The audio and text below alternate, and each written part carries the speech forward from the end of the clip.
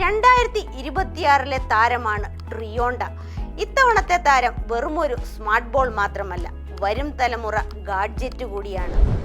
3 തരംഗങ്ങൾ 3 വേവ്സ് എന്നർത്ഥമുള്ള ട്രിയോണ്ട 3 ആതിഥേയ രാജ്യങ്ങളുടെ സംസ്കാരവും സാങ്കേതിക വിദ്യയും ഒത്തുചേർന്നാണ് കളത്തിലിറങ്ങുന്നത്.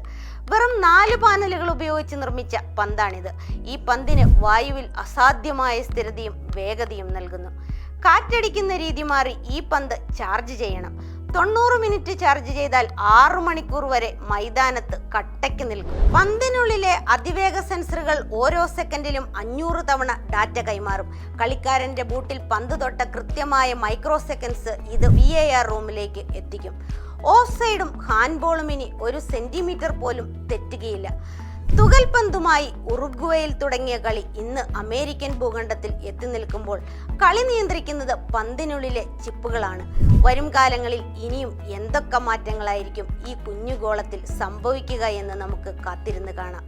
പന്തുരുളട്ടെ, കളി മാറട്ടെ.